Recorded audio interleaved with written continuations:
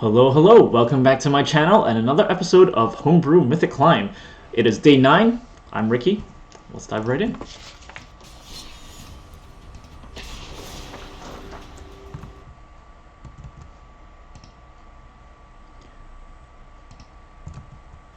As usual, your friendly reminder, I am piloting my friend's deck all the way up to Mythic, hopefully.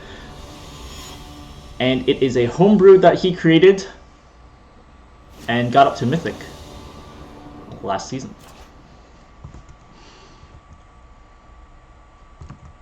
Let's see if we can do the same. Our opponent is Shota. We have 2 creatures. We're going first, and we have a support spell, so I think we're going to have to stick with this.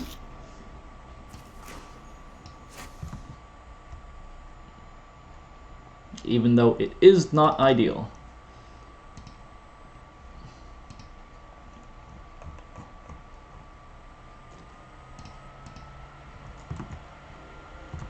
Our opponent is stalling for something. Not really sure what that's about. Alright, finally, we have nothing to play. On turn 1, our opponent leads out with the island and he took a mulligan. We are drawing lands, not what we want to see when we already have 4 lands in our hand. But let's see what our opponent can come up with. It looks like it is a Sharknado deck, so that is not good news for us. So we will have to get our Lurrus out and hopefully just get as much damage as we can here. However, against the Sharknado deck, I believe Lurrus will just die instantly, and we are continually just drawing more lands.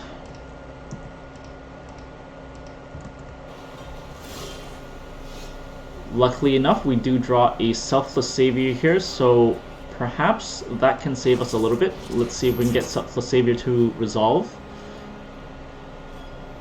If it doesn't, we can just bring it back with Selfless Savior. However, if our opponent wants to kill our Lurrus, they really need to kill it now. Let's see what happens. Our opponent counters it, which is kind of silly because I will just drop a white mana and recast my Selfless Savior. From the graveyard! And now we get to attack for 4.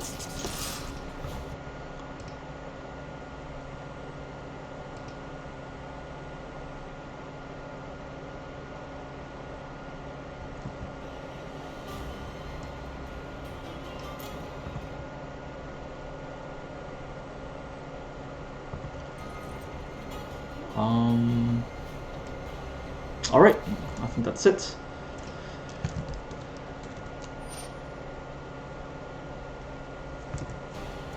Maze Mine Tomb.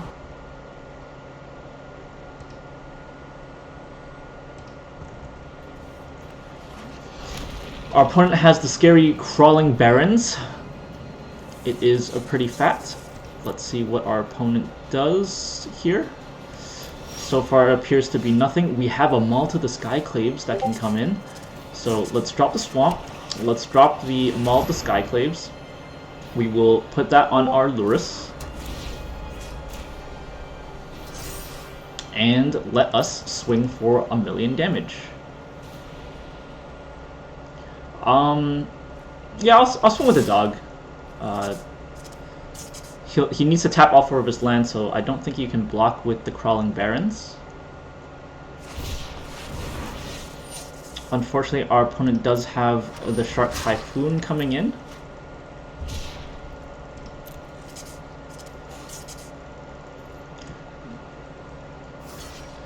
He attempts to block the Hushbringer. Of course, I will just sacrifice it to protect my Hushbringer.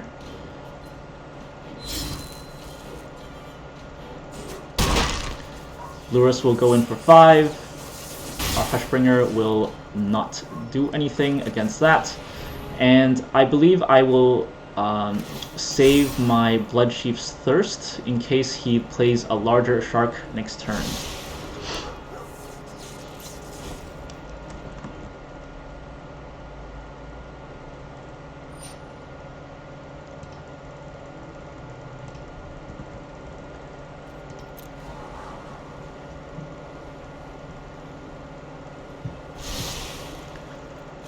Our opponent's Scries sees Soul Guide Lantern, probably will be used to draw a card for our opponent.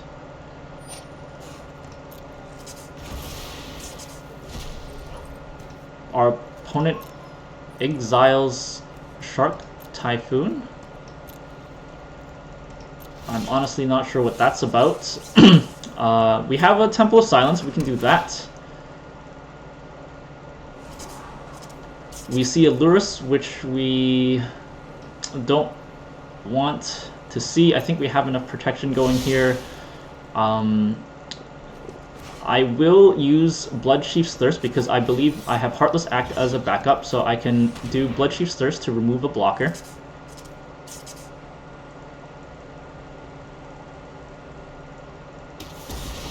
Our opponent's Shark is dead, and now we swing in for an attack. If our opponent plays a blocker, I believe I will go ahead and Heartless Act it, because we are far enough ahead that it is worth the risk spending all of our resources to win. He'll probably chump block the Lurrus here, I believe. So our opponent will wipe with Ujin, but Ujin is not a threat just yet. So if I kill this creature now, he'll take 7, still doesn't guarantee the death next turn, so I believe I will just let this go. Our opponent blocks the dog, which is fine with me. I will kill the shark with the dog. I will just let that damage trade, and we can bring the dog back again. So our opponent will try and, well, doesn't even have time to activate Soul Guide Lantern because we have priority. So if that was his plan, it did not go so well, because as soon as I play it, it's on the stack and no longer in the graveyard.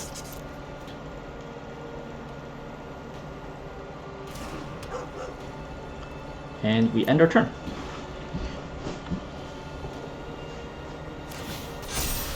Our opponent puts yet another page counter and scries for his life. Did not find what he is looking for. He can gain a bunch of life with the Maze Mine Tomb, which is what he does. Unfortunately for us, he will live to see another turn. And of course, when you're playing Ujin Control, drawing cards will get you to survive.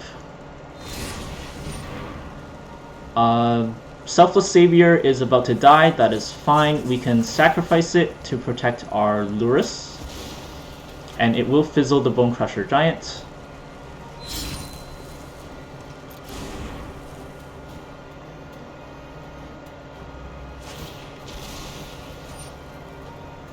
Our opponent does get to use the Soul Guide Lantern to remove it this time around. The trigger sticks. And now it is our turn. Unfortunately for our opponent, we have another Selfless Savior. Hits the board, and we attack for both. Our opponent seems to have run out of blockers, which is good news for us.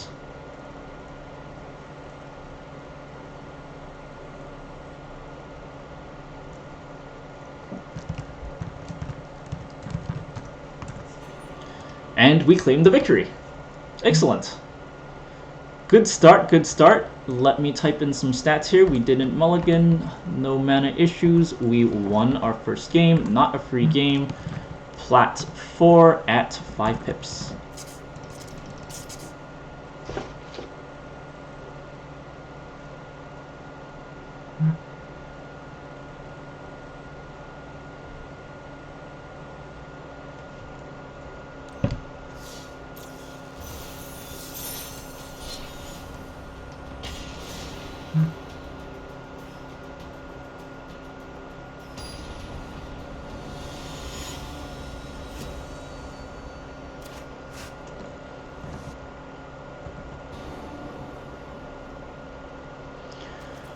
Oof. Okay, we have a really wide option of creatures, but a horrific land base.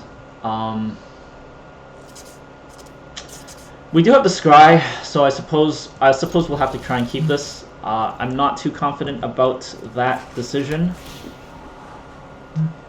We see Lurrus, which is not a land, so that's gonna have to be bottomed.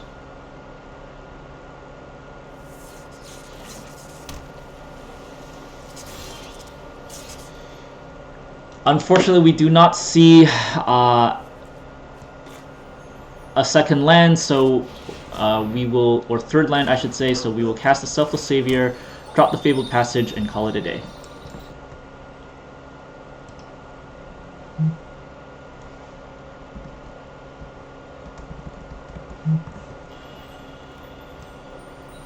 Our opponent plays nothing, activates our Fabled Passage, and we'll be looking for a white mana because we have Baneslayer Angel up and coming. So I'm assuming whatever I play here will likely get countered, so let's try for No Priest of Oblivion.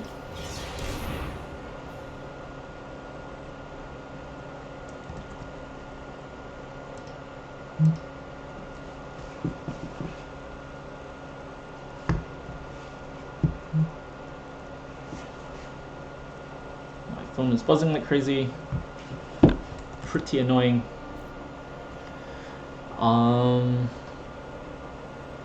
Next to combat. I don't want to sacrifice my Doge for no reason, so I will just hold back and not attack.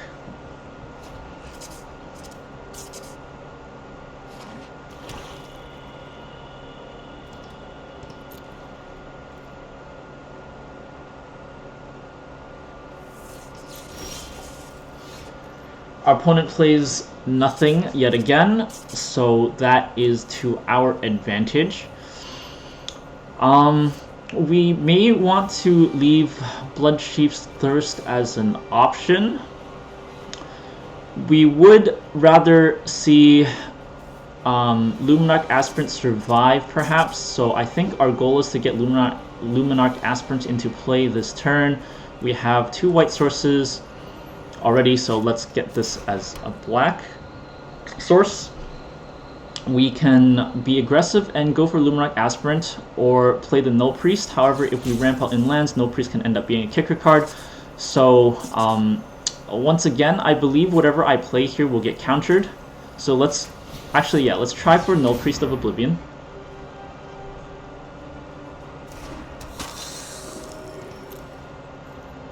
And then we will attack with just the Null Priest this turn.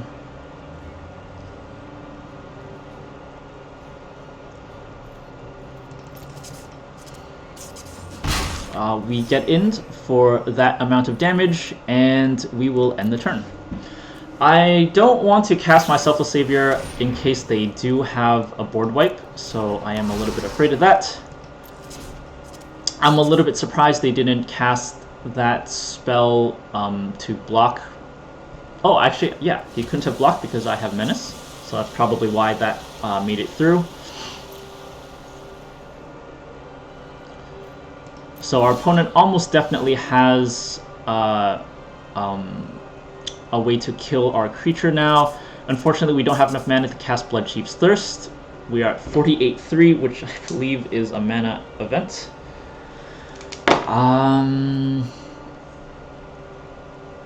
So what can I do here? I can cast another Selfless Savior and see if that gets countered. And then I can attack with both Null Priest of Oblivions and see what happens.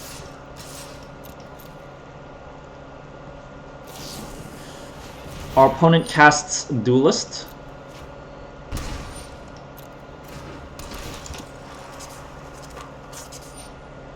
Okay.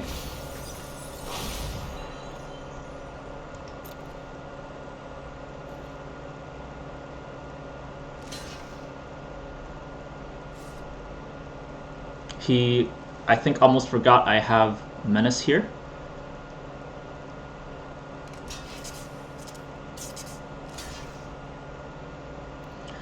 Okay, so I have an option to make my Null Priest indestructible. That would essentially trade my Selfless Savior for his Zulaport Duelist deck, or card. I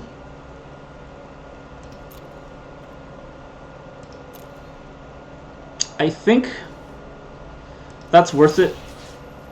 So I will go ahead and protect my Null Priest. I think that's worth it at this point. We'll have to see. And then I suppose we'll just have to go to damage. Here I can kill his Duelist with my Bloodchief's Thirst. However, our opponent still has 3 mana. I think at this point we should just try and get our Luminarch Aspirant into play, so let's go ahead and do that. It's probably going to get countered, but I'm stuck on mana, so maybe I'm supposed to hold on to it because I'm stuck on mana and just hope our fortunes improve later on, but it is a Drown in the Loch to take care of that, and here we are.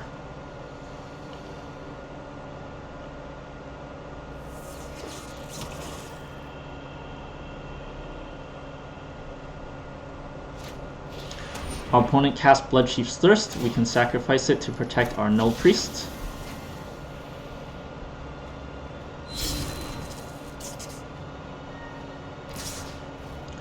Our opponent attacks with both creatures. Pretty brave if you ask me.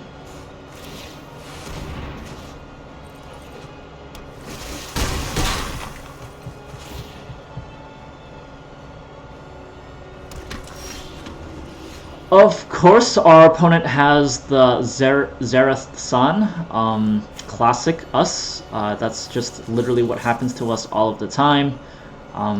So that does mean we immediately need to kill it. Another black source. Bloodchief's Thirst to kill the Zaneth San. And then we will attack with both creatures to gain some life back.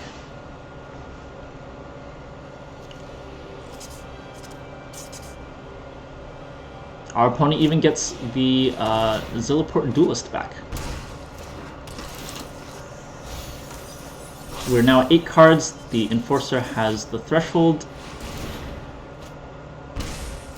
Another Soaring Thought Thief shenanigans.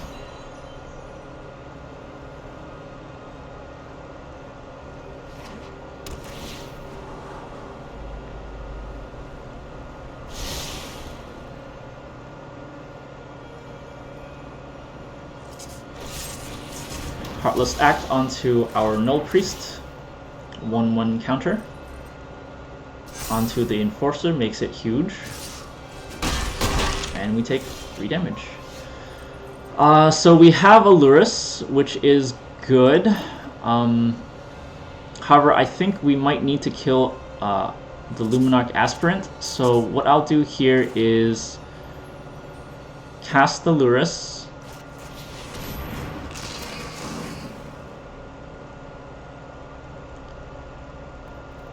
And kill the Luminarch Aspirant so we can bring it back on our side next turn. I can't really attack into that, so we will have to leave that alone. I would have preferred us draw a land. Heartless Act comes in. Our opponent is drawing nicely. And I believe that is the end of us. We are going to struggle to come back from this. The only way is, honestly, if we draw one more land and our Baneslayer Angel survives.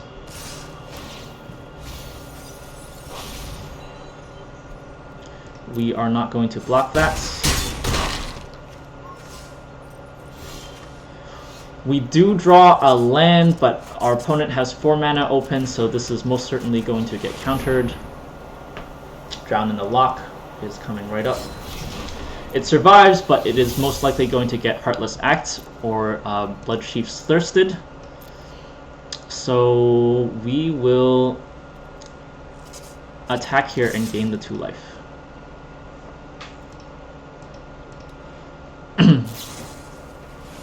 Zulaport Duelist comes in.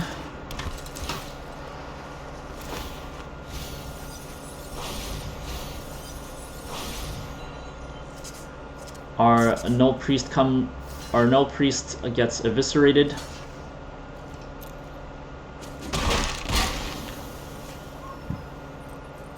And our opponent is prime to destroy us. And they have the Brazen Borrower. That's the end of that. On to the next one.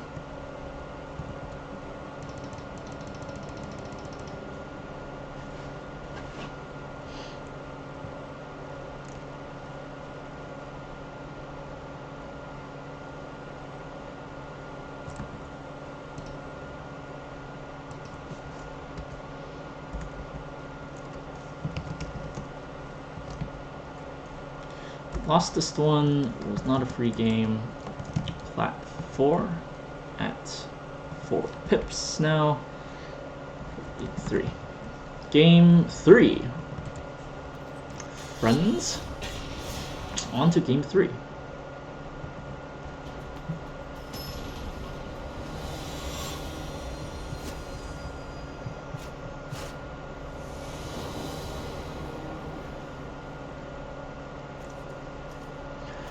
Our opponent goes first. We have 2 mediocre creatures, but we do have Maul the Skyclaves, so I believe we'll have to just stick with it. Our opponent plays Kroxa.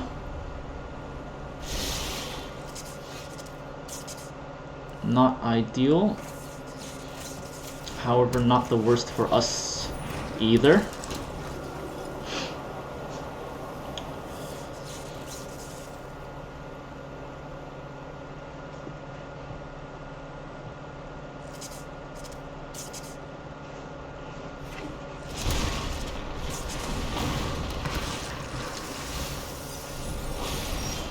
Mire Triton is quite the devious creature. We will play the Swamp and get our Null Priest of Oblivion into play. I can attack into that, kind of, because I have Lurrus. But not necessary. If they attack with the Mire Triton, I will block. I do want to keep my life total up.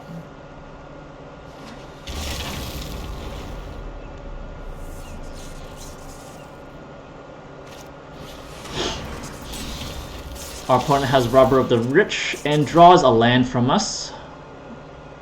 I think we'll just have to let that go. We have a Plains, which is great. We can drop Maul the Skyclaves onto our Speaker of the Heavens and swing with both. Gaining tons of life is excellent.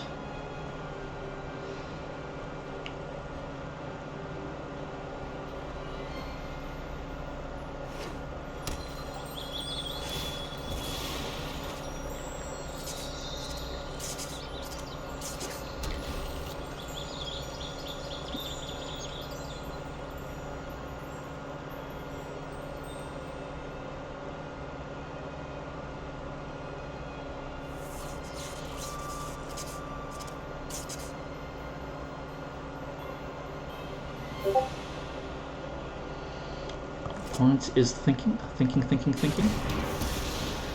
Plays the Hagra Mauling, gets rid of our creature, and sees another land. We see a Lurrus, I believe, is our play here. We will play the Lurrus, get our Speaker of the Heavens back, and attack with our Null Priest.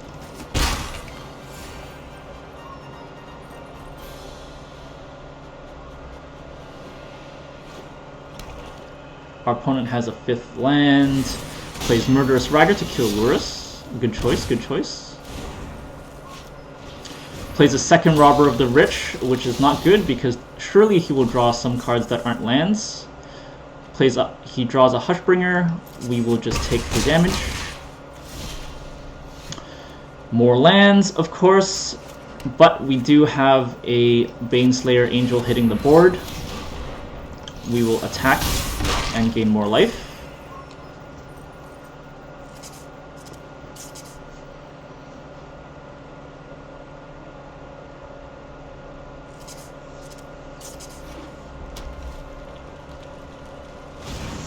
Murderous Rider hits the board as a creature. You don't see that too often. We see a Lurrus and a Speaker of the Heavens. We don't need to block any of this. I would rather our Baneslayer not die to some random combat trick.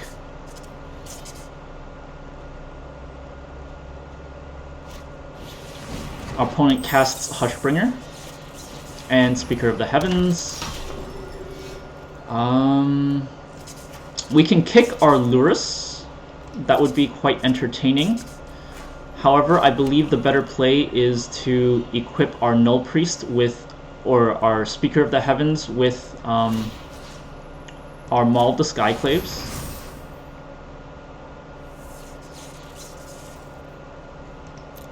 And we can attack with the Speaker of the Heavens. Oh, and we can't actually kick it because the Hushbringer is still active. So,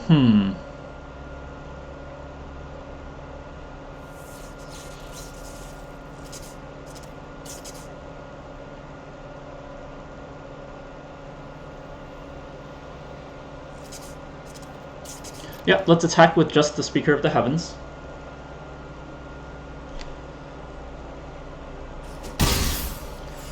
We'll drop the Null Priest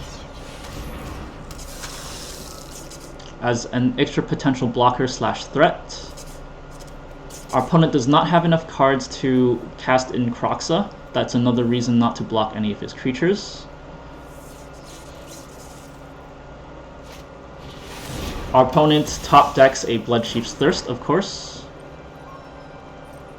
So now our opponent does have enough cards for Kroxa, I believe. 5 other cards. Nope, he needs 1 more card.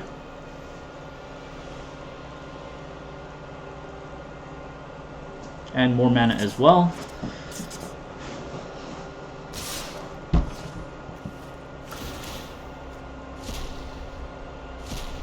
Our opponent sees 2 more lands, fortunately for us. We do have First Strike. We want to kill his Lifelinker so that he does not gain life. He does have a 1/1, so he will gain 1 life, and I think we are okay with that.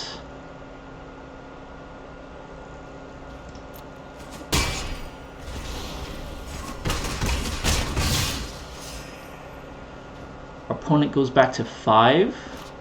And he casts Lurrus. We see Bloodchief's Thirst, which is excellent for us. We can get a Selfless Savior, which actually I don't think is that helpful if we're trying to win the game. So I will just put that in the on the bottom. Bloodchief's Thirst can get rid of the Lurrus for us, or it can get rid of the Hushbringer. I believe he has to block the Hushbringer anyway. However, it has First Strike.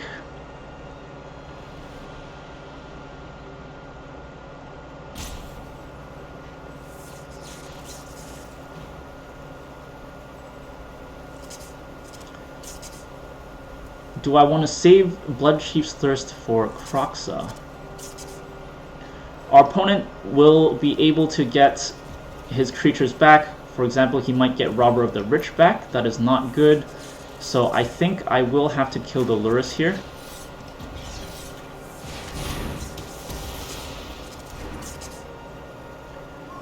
And then I will attack with Speaker of the Heaven. Our opponent blocks.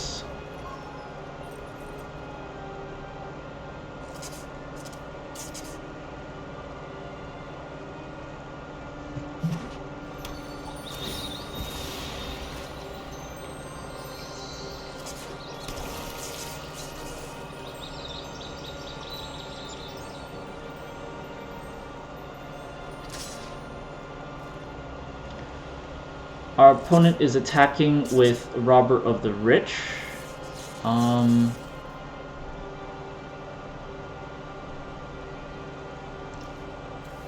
Not sure what his plan is here. 1, 2, 3, 4, 5.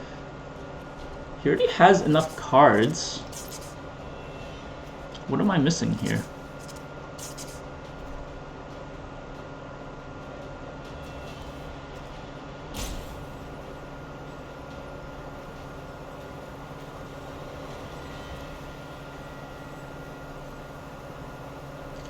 Suppose I will block. Not really sure what my opponent is planning, so I wanted to find out. He could have done that regardless of whether or not I chose his creature. I bottomed a Selfless Savior and drew a Selfless Savior. Wow, interesting. We need to get more damage in, so I will activate Castle Locthwain to draw a card. It's a Fabled Passage, unfortunately, not going to help us. I will drop the Selfless Savior because there is no reason not to. And we are up against the Kroxa. I will attack with the Speaker of the Heavens. Not much our opponent can do here. And because the Kroxa will surely attack, I will drop the Fabled Passage and look for a card.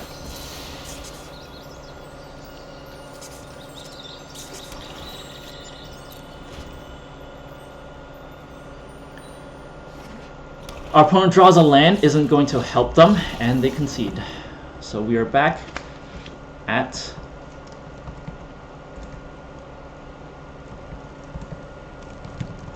flat 4 at 5 pips. Game 4.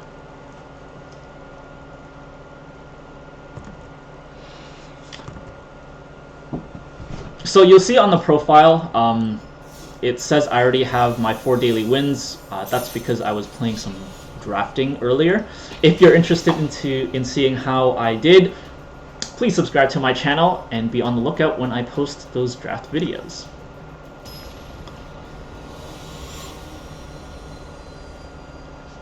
If you're interested in checking out how my overall climb has been, I have untapped.gg linked below, as well as my own Google spreadsheet to keep track of stats that Untapped.gg doesn't keep track of, such as mulligans, free wins, and mana events, such as Mana Screw and Mana Floods. So we don't have black mana. However, that only locks us out of Null Priest, which isn't the absolute worst, and I think we can make do with the rest.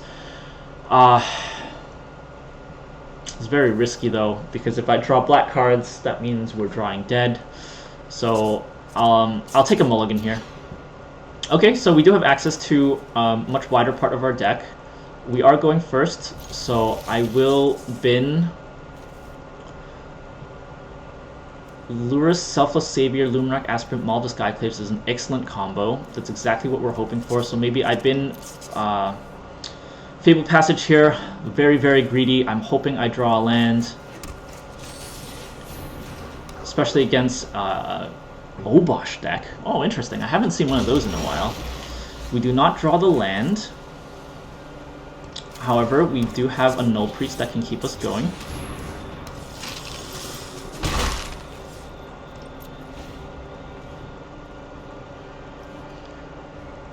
Interesting, interesting colors.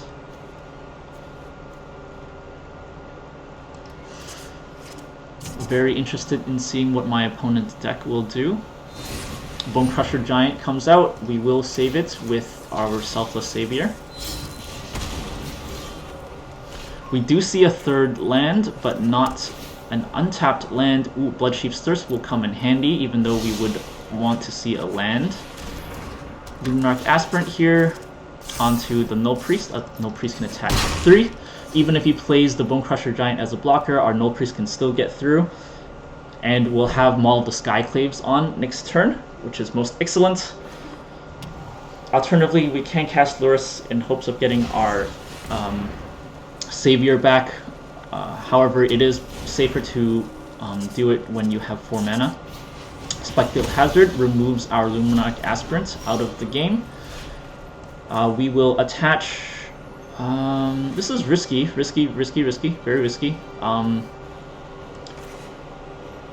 Maul the Skyclaves, I suppose. We gotta keep on the pressure.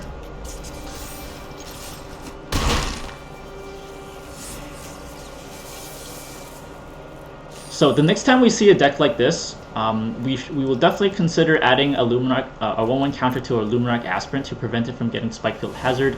However, because we did put the 1/1 counter onto our Null Priest of Oblivion, it did survive the Spikefield Hazard because that's what would have been hit otherwise. So we can see a Temple of Silence here. We see a Hushbringer, which seems decent considering it is a flyer that can get over those creatures. So we will cast our Null Priest here and call it a day.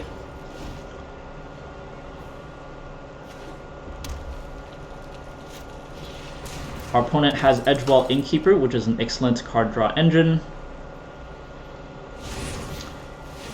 We see Bone Crusher Giant enter the battlefield. Our opponent gets to draw a card.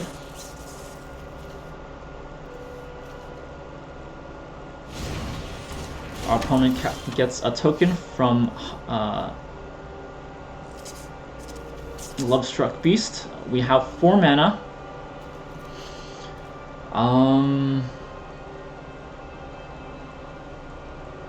I think I do need to get the board wider, so I'll cast a Lurrus and get our Selfless Savior back and pass the turn.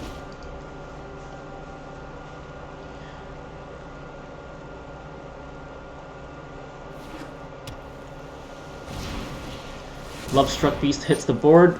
Edgewall Innkeeper draws him another card.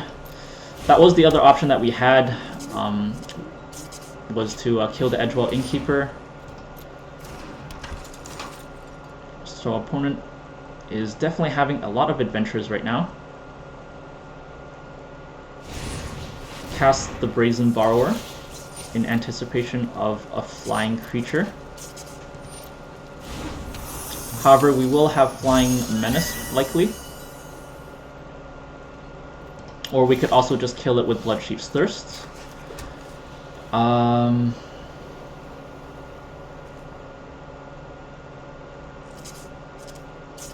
Hushbringer is pretty good to have here, but I believe I will equip Null Priest and attack with it.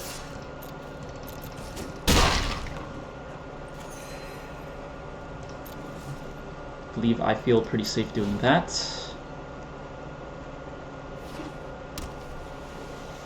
Our opponent is about to get huge creatures on the board if he so chooses and draw 1,000,000 cards, so if he draws any more Brazen Borrowers we will lose.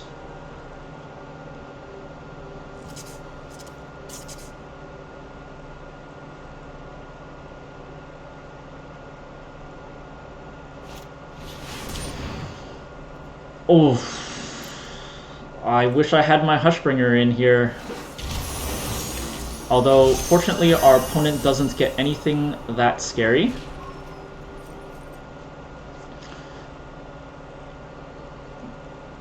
However, it is a second aerial blocker. So if they did draw... Genesis, is it a choice? Put any number of permanent cards... Oh, they get to choose what hits the board. So they could have drawn another Brazen Borrower. Very scary, very scary.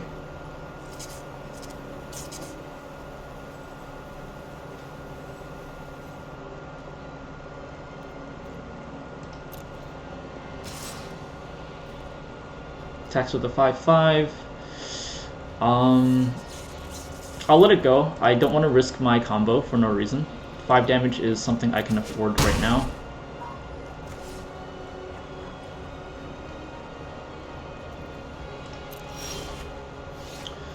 Luminarch Aspirant is quite excellent. Let's get that into play.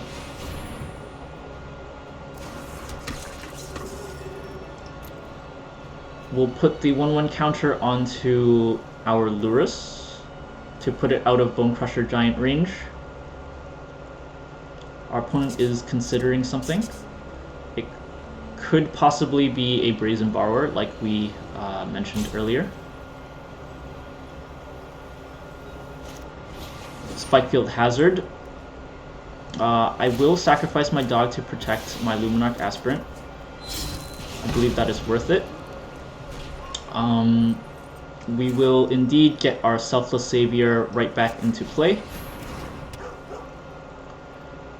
Next to combat, we'll put our 1/1 counter onto No Priest of Oblivion, and we will attack with No Priest of Oblivion.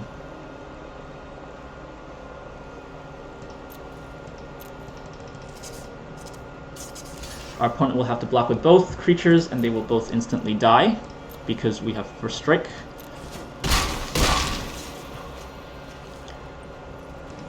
And we will end the turn by casting Hushbringer.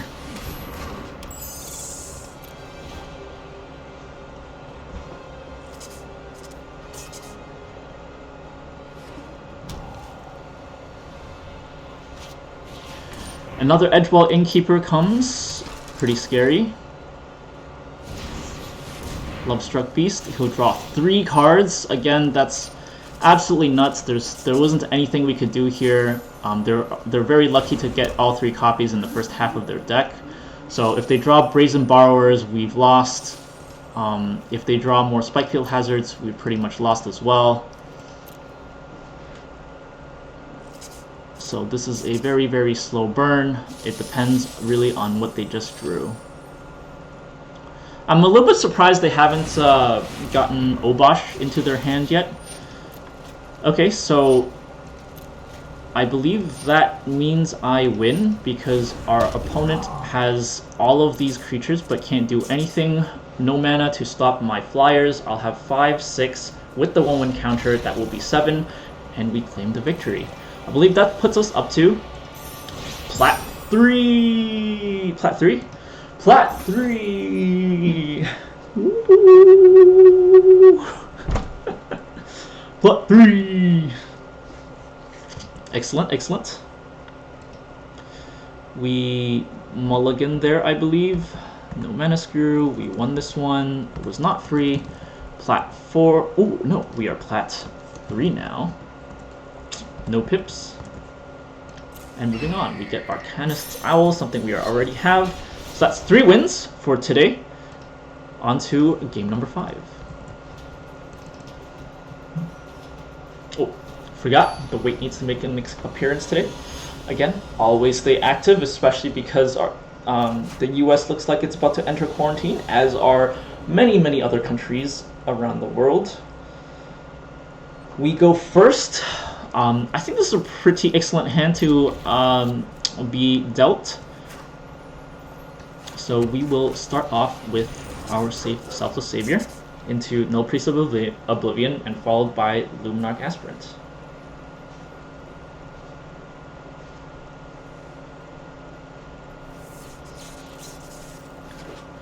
Our opponent plays a Scryland, shows the Mere Rogues, especially with the Lurus there. Another Luminarch Aspirant, which is excellent for us. Oops, that is the wrong land. We want our black mana to get No Priest of Oblivion into play. We can attack with our dog.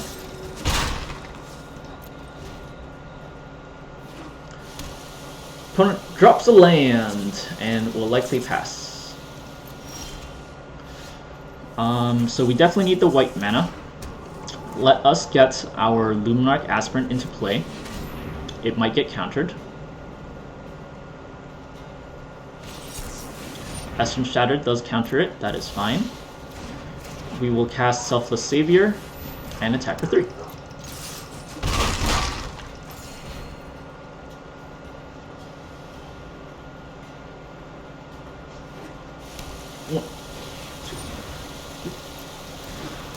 Merfolk Windrobber.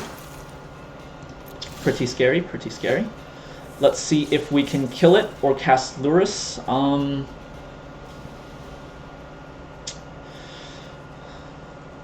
I think I will go ahead and try and kill it. That way we can attack with no Priest of Oblivion. If this Blood Chief gets countered, we'll just cast Luminarch Aspirant.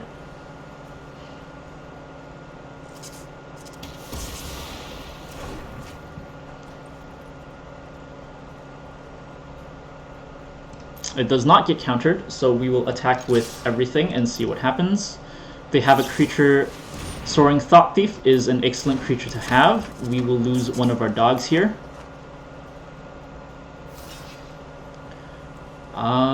Yeah, we'll sacrifice it to make our Null Priest invincible.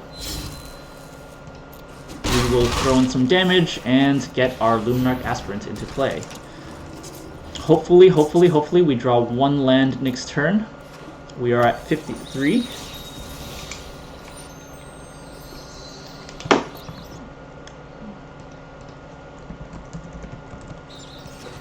Our opponent has 4 lands now. And casts Drown in the Lock against our Luminarch Aspirant. We will sacrifice the dog to try and protect that. We do see another land, so we will play it as a white mana just in case. We don't have anything else available, so we will attack first. We'll give the 1/1 counter to the Null Priest. We will attack with the Null Priest. The damage goes through, so let's attempt to cast Lurrus. Lurrus hits, and we get to cast our Selfless Savior again. And our opponent concedes. Our opponent, Garrick, concedes. Did not mulligan. Maybe a little bit of a mana screw. We won this one. It was not a free win because our opponent was doing stuff. Plat 3, 1 pip. And we are on a 3-game winning streak. So here we go. We're going to play until we lose, even though we have reached our 4 daily wins. Oops, sorry, I did not see what prize that was. My apologies. I do like seeing all of those random prizes pop up.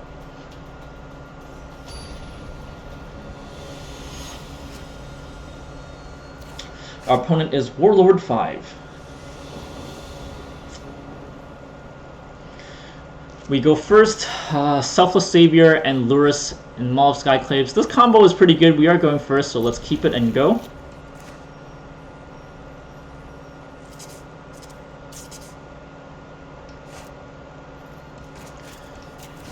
White Source into Selfless Savior, our loyal doge.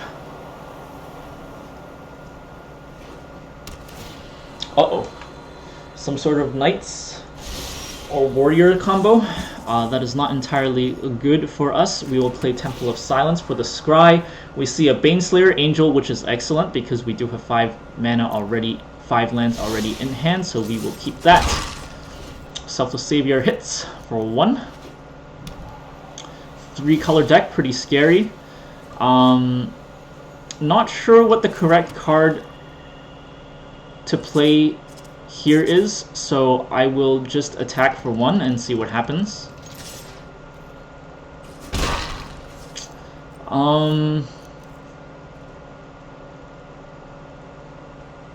I feel like whatever I play might get countered, so let's get Lurrus out. It does not get countered, so we got a little bit lucky there. Our Lurrus survives.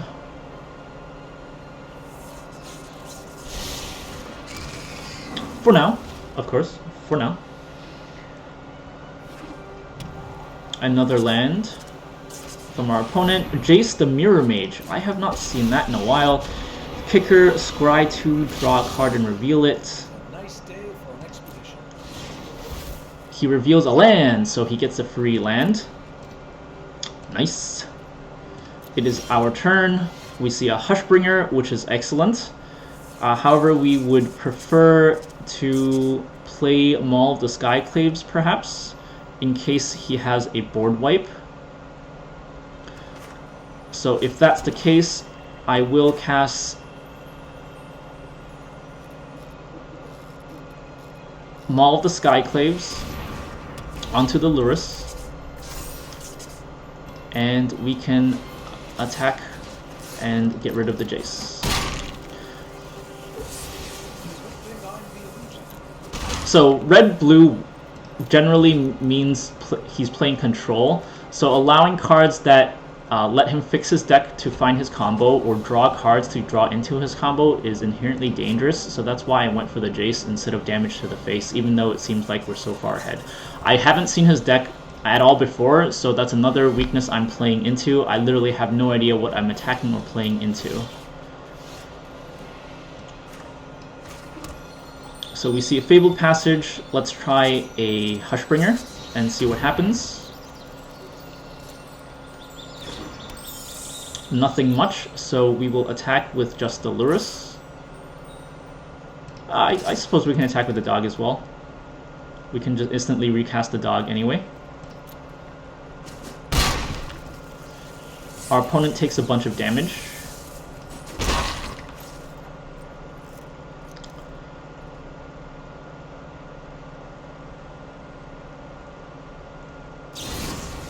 Our opponent casts Bone Crusher Giant on our Hushbringer. I suppose I am fine with Hushbringer dying.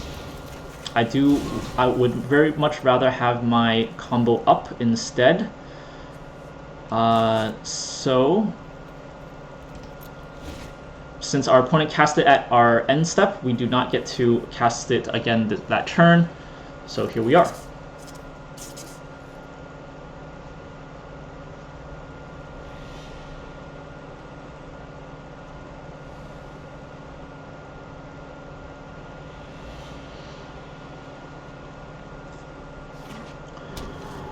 Opponent is now at 5 lands, casts Elspeth Conquers Death, which is excellent for our opponent, targeting our Lurrus.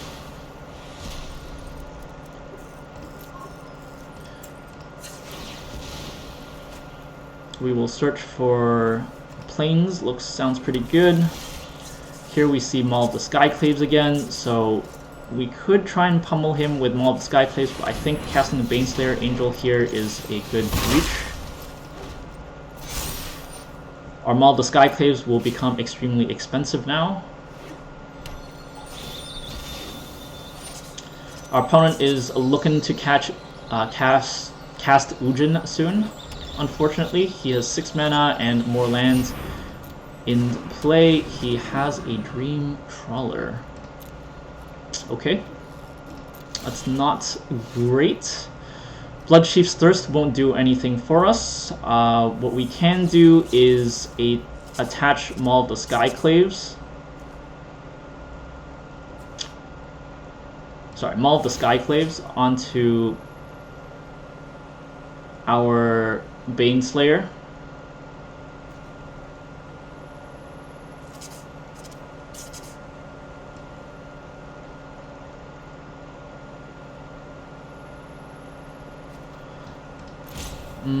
Let me think. If I try and destroy his Dream Trawler, he'll just tap it by discarding a card. And unfortunately, he can get a creature back from the graveyard. So I think my best bet here is to attach to my Baneslayer Angel. And then swing for 7. Because he has a Jace, if I don't kill his Dream Trawler, he'll get a free Jace back with the Elspeth Conquers Death, so I believe I have to attack here.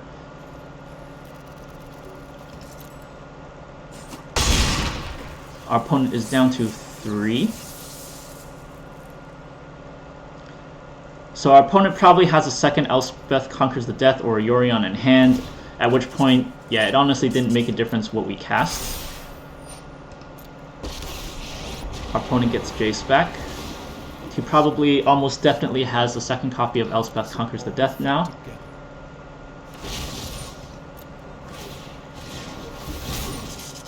Draws Omen.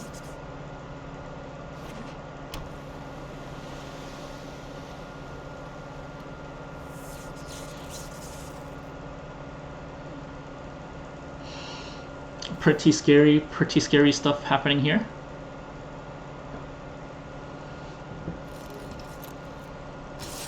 Our opponent does decide to attack because he gets to draw another card, of course. It is a 6/5. Smash into our face. There's nothing we can do.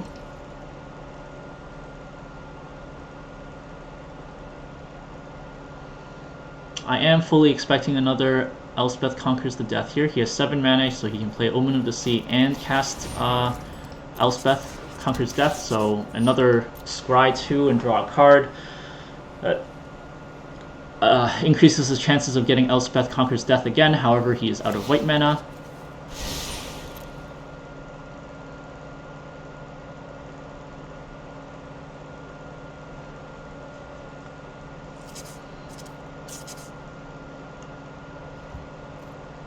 And it's our turn again. Ooh, Snapdax. That's kind of spicy.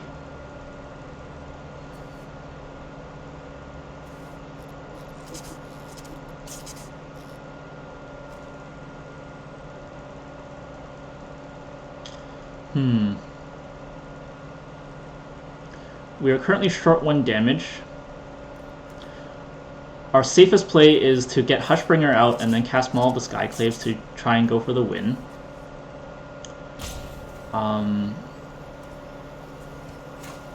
Let's see what happens when we do that. Maul of the Skyclaves comes in. It gets countered, of course.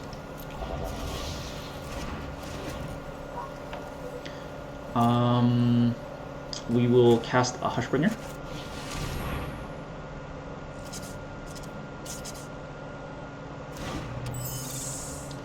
And I suppose we will attack for 7.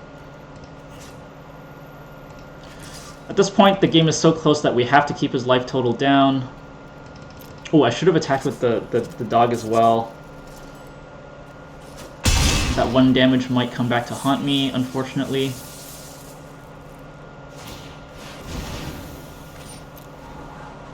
Shoot. Ah, that's a big mistake, not attacking for that 1 damage.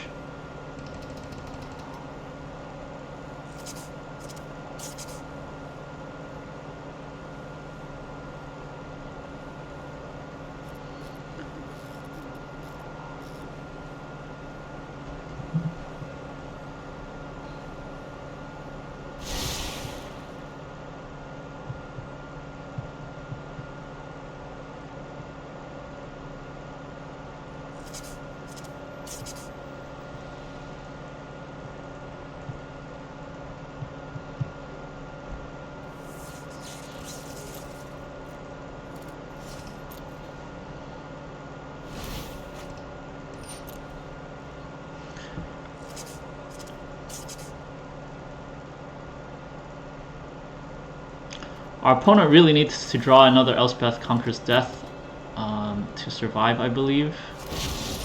We're barely hanging on as it is. He reveals a land, lucky him.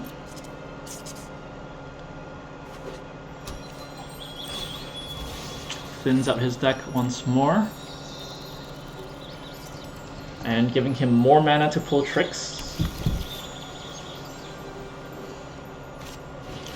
Narset is another nasty planeswalker. Draws a card to discard.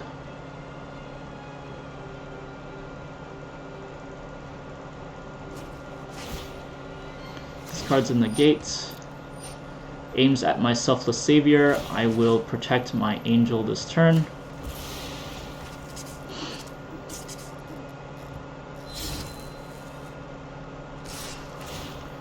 Our opponent attacks with the Dream Trawler for 7 damage.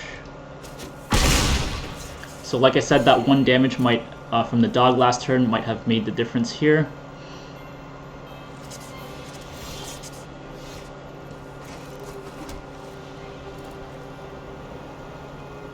Snapdax does deal damage to target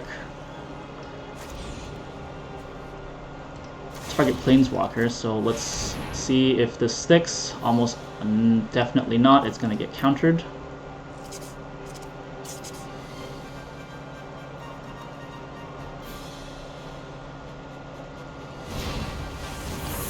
Our Hushbringer gets bounced, but Snapdax still hits the board.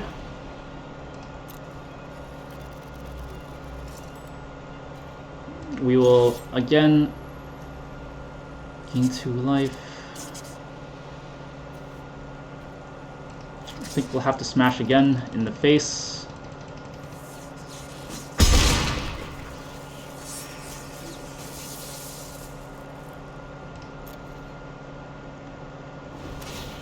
Our opponent is drawing so many cards, that's how they're hanging on, so this game is slipping away from us little by little.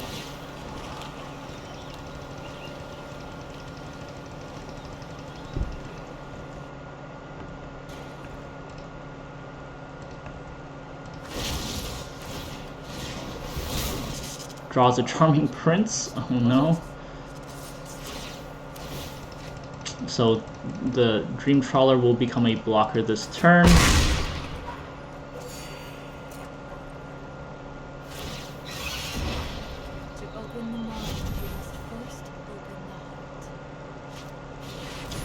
Shatter the Sky is pretty scary.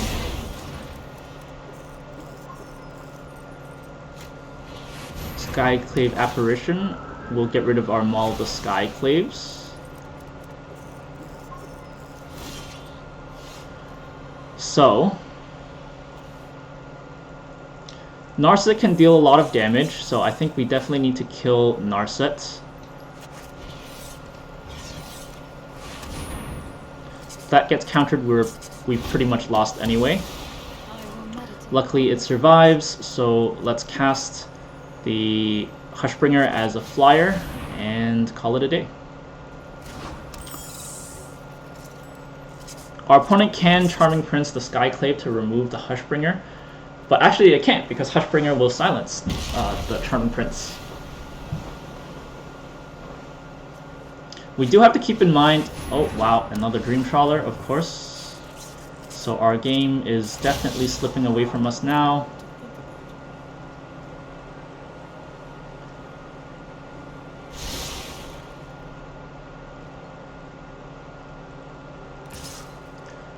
Opponent attacks with the Skyclave Apparition, nothing else we can do about that. We draw a land, which is not what we need, but also we're about due to for that to happen anyway, so we cast the Selfless Savior, cast the Luminarch Aspirant,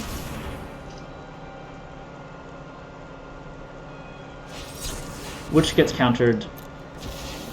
So now we are on a slow path of misery to ultimate death, because we cannot outrace the Dream Trawler against that much card draw. But let's play it to the end. Let's learn more about this new archetype.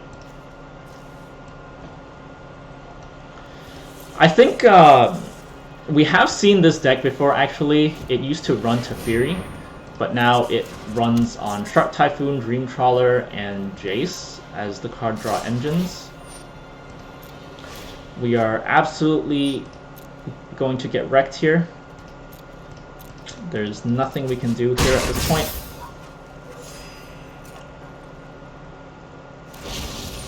A Snapdax might save us. If we cast Snapdax, kill the Apparition, go for the double strike lifelink, we might be able to pull it off. Of course we draw more lands because we are due for more lands. We can't even kill his Jace at this point, but let's go for it anyway. Our opponent casts Omen of the Sea, which is a little bit weird because they could have just cast Brazen Borrower to kill it. Ah, he gets a Shark, I forgot about that. And I think it's time to call it. Our opponent has absolute control of the game.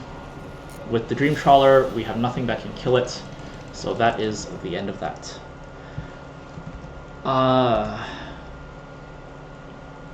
So that was our climb to Plat 3.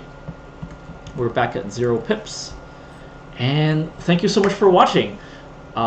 This was day 9. Check out the rest of the climb if you'd like on my YouTube channel. As well, if you're into drafting, I have 1 draft that I put up and more are coming up. So please like and subscribe. Like, ring it if you feel it, so that you don't miss those drafts when I upload them. If you're on Twitch, right? Yeah, it's called Twitch. If you're on Twitch, please give me a follow. And once again, I am still quite new to this streaming and YouTube making a video world, so if you have any questions, comments, or concerns, or you just like to say hi, please leave me a comment anywhere, in the email, in the comment section, on my channel. It's all good. I think that's all I wanted to say for today. See you later.